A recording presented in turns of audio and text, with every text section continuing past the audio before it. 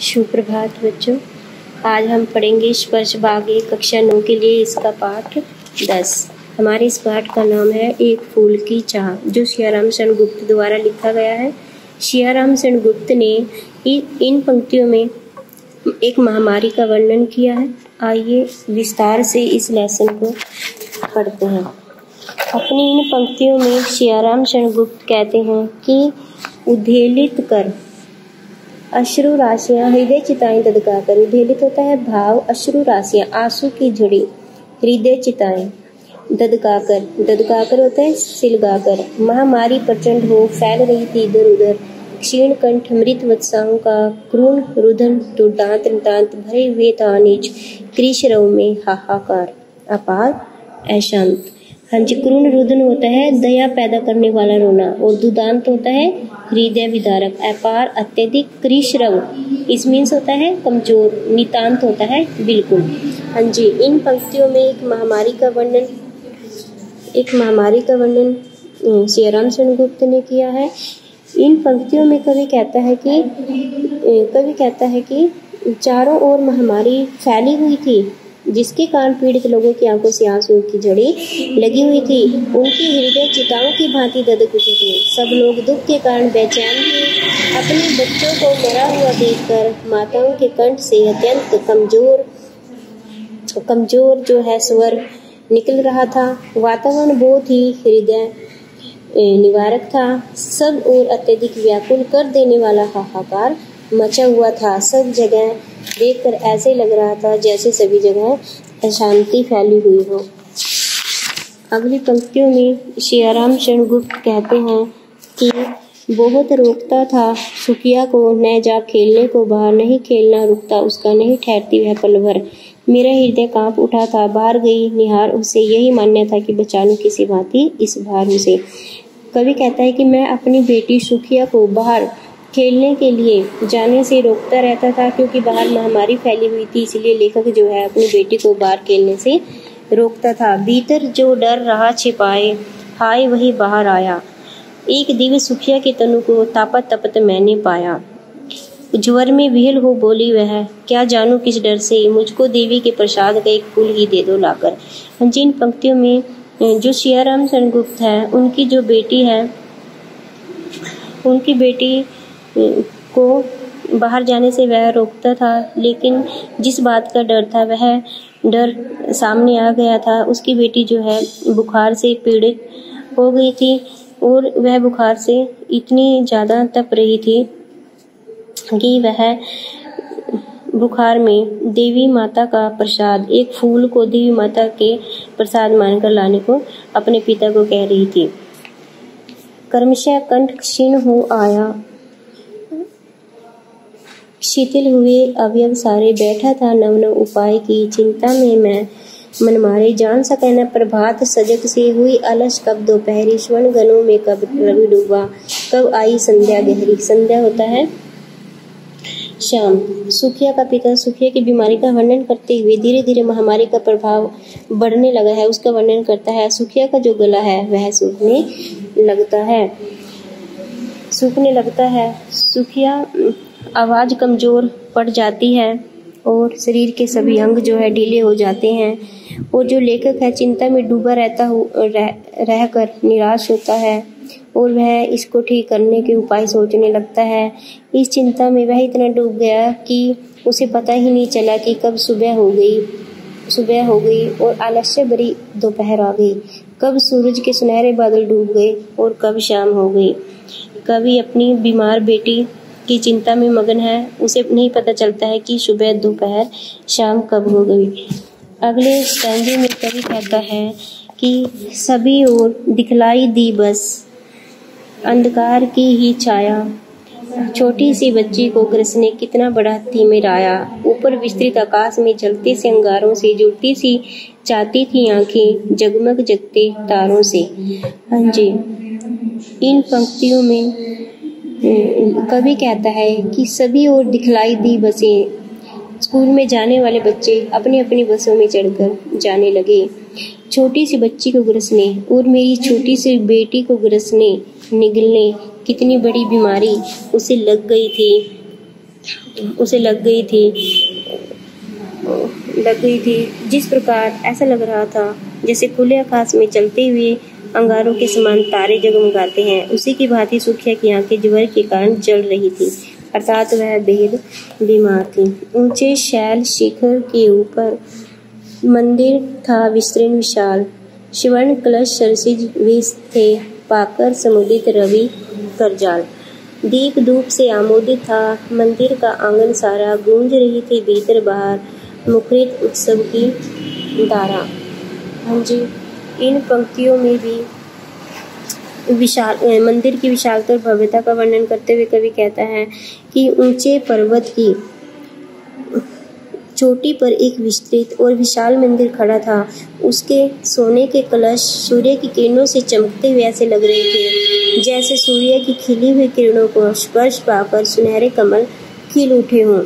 मंदिर का सारा आंगन धूप दीप की सुगंध से भरा हुआ था और महक रहा था। मंदिर के भीतर जो था वह भीतर और बाहर मंदिर में मनाए जा रहे उत्सव की प्रसन्नता भरी आवाज गूंज रही थी।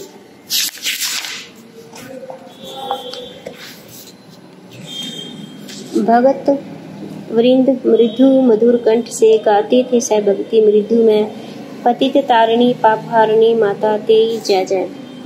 पतित तारिणी तेरी जय जय मेरे मुख से भी निकला, बिना बड़े ही मैं आगे को जाने किस बल से निकला। हाँ जी, इन पंक्तियों में कवि जो है कहता है कि वहाँ मंदिर में उपस्थित भक्तों का संपूर्ण भक्ति देखकर और प्रसन्नता के साथ कोमल और मधुर कंठ से गा रहा था, हे पापियों को तारने वाली और सबके पापों को दूर करने वाली माँ तेरी जय हो, तेरी जय हो। यह देखकर और सुनकर सुखिया के पिता के मुख से अनायास ही माँ की जय जयकार निकल पड़ी और उसने कहा, हे पतित लोगों का उद्धार करने वाली माँ तेरी जय जय हो, तेरी जय जय हो। वह आगे बढ़ने का प्रयास किए बिना ही न मालूम किस अज्ञात शक्ति के जोर से आगे पहुंचा और जानबूझकर बढ़ने का प्रयास नहीं किया, बल्कि लोगों की भीड़ के धक्के लगने से अपने आप ही आगे अर्थात अंदर पहुंच गया था। मेरे दीप फूल लेकर वे अम्बा को अर्पित करके दिया पुजारी ने प्रसाद, जब आगे को अंजलि भर के, अंजलि होता है हाथों को आगे करके। इन पंक्तियों में कवि जो है वह कहता है कि देवी माँ के प्रसाद का फूल लेने के लिए सुखिया का पिता जो है वह प्रसाद लेने के लिए मंदिर के अंदर प्रवेश करता है, लेकिन उसका पुजारी उसे अंदर जाने से मना कर देता है। भूल गया उसका लेना जट, परम लाभ सा पाकर मैं, सोचा बेटी को माँ के पुण्य पुष्प जाकर मैं।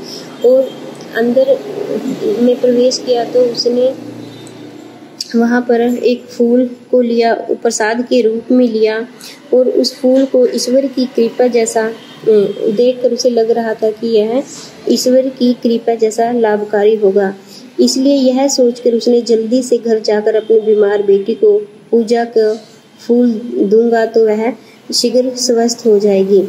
सी पोर तक भी आंगन से नहीं पहुंचने में पाया, सहसा यह सुन पड़ा कि कैसे अछूत भीतर आया। लेकिन मैं यह सब सोच ही रहा था।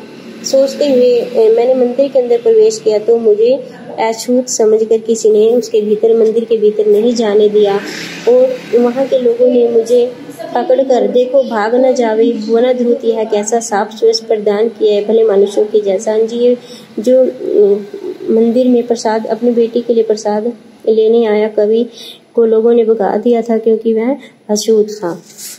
आगे की पंक्तियों में कवि कहता है कि पापी ने मंदिर में घुसकर किया अनर्थ बड़ा भारी, कुलुषित कर दी है मंदिर की चिरकालिक शुचिता सारी। हाँ जी, कवि ने मंदिर के अंदर प्रवेश करके लोगों को लग रहा था कि इसने बहुत बड़ा अनर्थ कर दिया है, पवित्र काम को अपवित्र कर दिया है। एक क्या मेरा कलुष बड़ा है, देवी की गरिमा से भी किसी बात में मैं हूँ आगे, माता की महिमा के भी कलुषित होता है अपवित्र। तो वह कहने लगा, हे माता, मैंने जो ये काम किया है कि मैं तुम्हारे प्रसाद को ग्रहण करूं और अपनी बेटी को दूं, क्या मैंने सच में ही कोई अपवित्र काम किया है? माँ के भगत हुए तुम कैसे करके यह विचार खोटा, माँ के सम्मुख ही माँ का तुम गौरव करते हो छोटा। फिर वह सोचने लगा कि तुम माँ के अपने आप भगत कहलाते हो, लेकिन तुम वास्तव में भगत नहीं हो। तुम्हारे अंदर छोटे बड़े के विचार भरे पड़े हैं। कुछ ने सुना, भगतों ने झट से मुझे घेर कर पकड़ लिया, लेकिन मेरी बात को किसी ने भी नहीं सुना है। उन भक्तों ने मुझे पकड़ कर और मार कर नीचे गिरा दिया था। मेरे हाथों से प्रसाद भी बिखर गया। कवि कहता है कि मेरे हाथों में जो प्रसाद था, मेरी बेटी ने जो प्रसाद की इच्छा व्यक्त की थी, वह भी मेरे हाथों से नीचे गिर गया था। अभागी बेटी तुझ तक कैसे पहुंच सके अब। और मैं सोच रहा था, हाय मेरी अभागी बेटी तक यह कैसे पहुंचाया जाए। ने अल्लाह ने ले गई मुझे वो 7 दिवस का दंड विधान मुझको हुआ था, मुझसे देवी का महान अपमान। अंजवे मुझे न्यायालय ले जाते हैं और वहाँ पर 7 दिनों के लिए मुझे दंड दिया जाता है, जेल में बंद कर दिया जाता है। आगे की पंक्तियों में कवि कहता है कि मैंने स्वीकृत किया दंड, वह सिर झुकाकर चुप ही रहा। उस असीम अभियोग दोष का क्या उत्तर देता, क्या यह मैंने उनके इस दंड को स्वीकार कर लिया था, चुपचाप सिर झुकाकर स्वीकार कर लिया था। 7 रोज ही रहा जेल में। मैं केवल वहां पर 7 दिन रहा कि वहां सदियां बीती, और मुझे ऐसा लग रहा था कि मुझे यहाँ रहे 7 दिन नहीं बल्कि सदियां बीत गई हैं। अविश्रांत बरसा करके भी आंखें तनिक नहीं रहती। और आगे की पंक्तियों में कवि कहता है कि दंड भोग कर जब मैं छूटा, पैर न उठते थे घर को, कि जब मैं वह जेल से वापस आया तो मेरे पैर जो है घर की तरफ नहीं बढ़ रहे थे बल्कि पीछे को हट रहे थे। पीछे ठेल रहा था कोई, भय झरझर तनु पंजर को, और मुझे ऐसा लग रहा था कोई मुझे पीछे की ओर धकेल रहा हो। पहले किसी लेने मुझको नहीं दौड़कर आई वह, और जब मैं अपने दरवाजे पर जाता था तो मेरी बेटी दौड़कर मुझे मेरे गले लग जाती थी। लेकिन आज जो है मेरी बेटी दौड़कर मेरे पास नहीं आई, उलझी हुई खेल में ही हाँ अब की दिन दिखाई वह, और इस बार मुझे वह घर में भी दिखाई नहीं दी। उसी देखने मरघट को ही गया दौड़ता हुआ। अब यहाँ पर कवि की बेटी मर जाती है और उसे देखने वह मरघट की ओर दौड़ा हुआ जाता है। मेरे परिचित बंधु प्रथम ही फूंक चुके थे उसे वहाँ।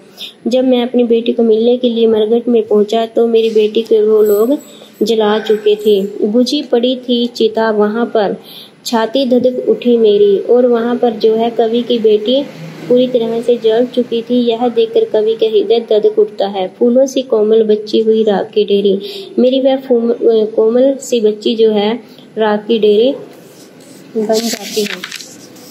अंतिम बार गोद में बेटी तुझको ले सका मैं, हाँ। यहाँ पर कवि अपनी दशा का वर्णन करते हुए कहता है कि मैंने अंतिम बार भी अपनी बेटी को गोद में नहीं लिया। एक फूल माँ का प्रसाद, उसने बस मुझसे माँ का प्रसाद एक फूल के रूप में मांगा था, लेकिन अंत समय में मैं वह भी उसको नहीं दे सका।